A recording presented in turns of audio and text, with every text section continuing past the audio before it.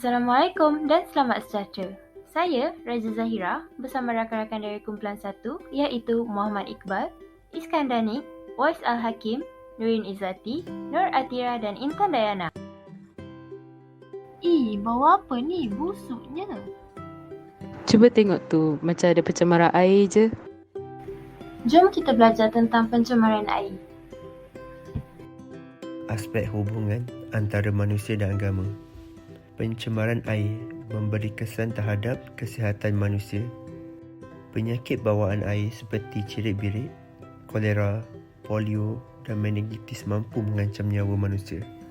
Dan yang kedua, iaitu kepentingan pandangan Islam melindungi alam sekitar. Islam mengajar untuk sentiasa menjaga kebersihan supaya kebersihan air dapat dijaga. Yang terakhir, iaitu kehidupan makhluk ciptaan Allah SWT yang saling memerlukan satu sama lain, iaitu dipanggil kitaran kehidupan alam. Kepentingan sistem nilai dan etika terhadap alam. Apa itu etika? Etika merupakan piawaian yang berasaskan kebenaran dan kesalahan terhadap perbuatan atau tingkah laku seseorang dalam melaksanakan kewajipan manusia. Ia berkait rapat dengan nilai-nilai moral yang menjadi pegangan seseorang individu atau kumpulan masyarakat dalam menentukan perbuatan atau tingkah laku masing-masing. Kehidupan yang beretika akan memastikan manusia melaksanakan kewajipan hidup yang memberi faedah terhadap diri sendiri dan juga masyarakat. Tanpa sistem nilai dan etika, manusia cenderung untuk mencabuli hak ke atas makhluk-makhluk lain yang memerlukan sumber air yang bersih. Perbuatan mencemarkan air akan menjejaskan kualiti kehidupan. Aktiviti perindustrian penghilangan yang mencemarkan alam sekitar, air terutamanya, mampu menyebabkan kehidupan manusia kucar-kacir disebabkan ketiadaan sumber air yang bersih untuk digunakan. Hal ini kerana air itu amat penting dan merupakan keperluan manusia sejagat. Tetapi, jika air yang diminum turut tercemar dan beracun, ia akan mendatangkan kesan buruk yang lebih besar terhadap jangka hayat manusia secara keseluruhannya. Pengguna air bertanggungjawab sepenuhnya terhadap sebarang kerosakan dan kemusnahan yang terjadi dari perbuatannya sendiri, sama ada secara sengaja maupun tidak, terhadap sebarang alat pembekalan air ataupun terhadap sumbernya. Intan, penting ke kebersihan air bagi orang Islam? Kebersihan air sangat penting dalam kehidupan orang Islam kerana air bukan sahaja untuk kegunaan minuman tapi juga untuk kesempurnaan ibadah kepada Allah Subhanahu Wa Taala. Air digunakan untuk beristinja, mengambil wuduk dan mandi hadas. Walaupun dalam Islam ada alat-alat lain yang boleh digunakan untuk menggantikan air untuk tujuan tersebut, namun penggantian itu tidak boleh digunakan sembarangan, tetapi mestilah memenuhi syarat dan yang telah ditetapkan oleh agama. Misalnya, debu tanah untuk bertayamum tidak boleh digunakan sekiranya masih ada air atau dalam keadaan penggunaan air tidak mendatangkan kemudaratan.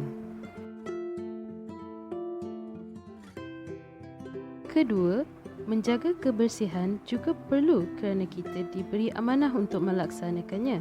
Secara tidak langsung, jika air tidak dijaga kebersihannya, maka akan menyebabkan sumber rezeki dari air turut berkurangan, seperti nilai ikan atau air bersih itu dengan sendirinya akan menjadi mahal.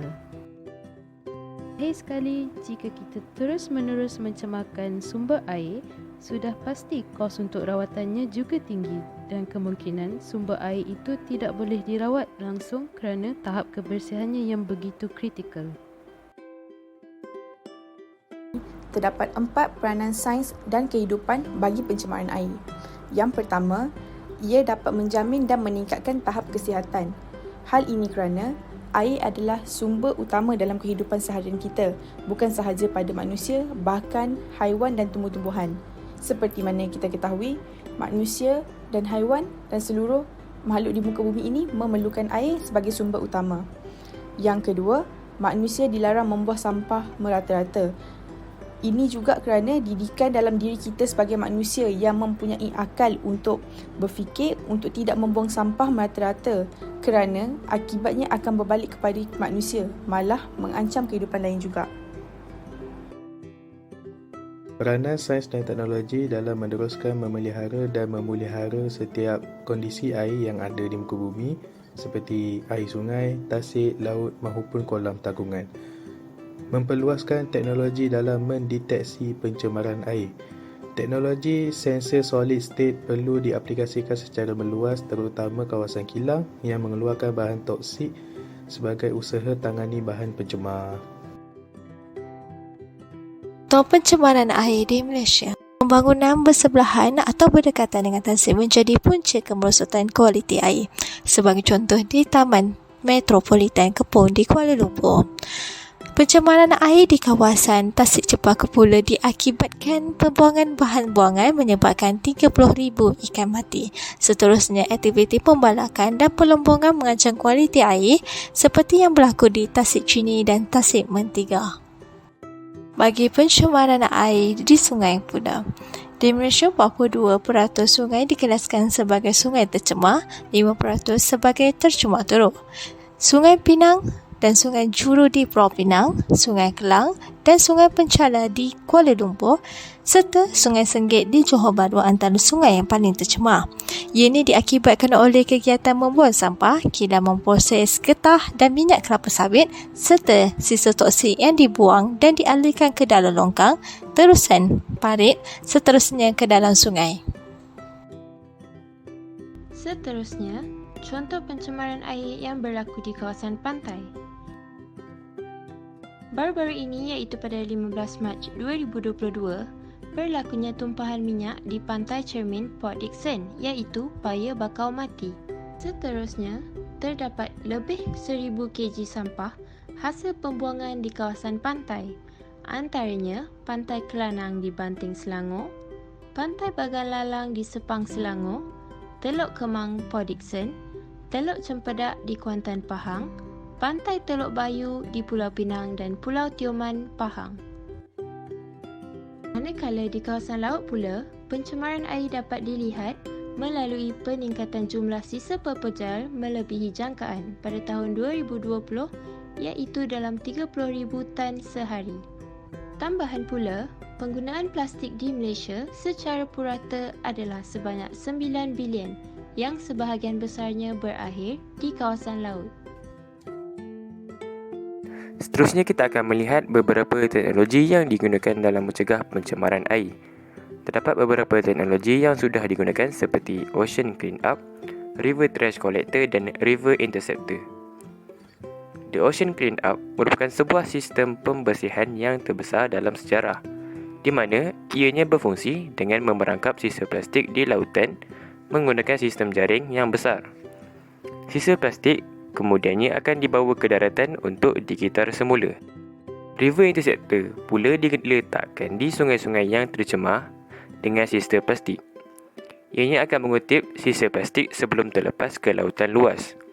Salah satu River Interceptor ini terdapat di Malaysia iaitu di Sungai Kelang. Yang ketiga, River Trash Collector merupakan salah satu alat mudah alih yang selalunya diletakkan di kawasan jeti. Ia berfungsi dengan menyedot plastik di... Antara langkah lain yang boleh diambil bagi mengatasi masalah ini ialah dengan tidak membuang sampah ke dalam sungai.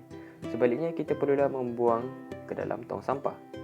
Selain itu, pihak kilang perlulah mempunyai nilai bertanggungjawab dalam memastikan sisa toksik atau bahan buangan kilang dirawat terlebih dahulu sebelum dilepaskan ke sungai atau laut, seperti yang diamalkan oleh negara Jepun yang sangat mementingkan kelestarian alam sekitar.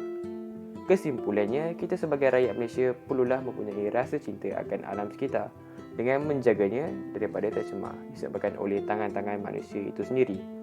Manusia akan mendapat lebih banyak manfaat apabila memelihara alam sekitar yang digunakan oleh Allah Subhanahu Wa Taala.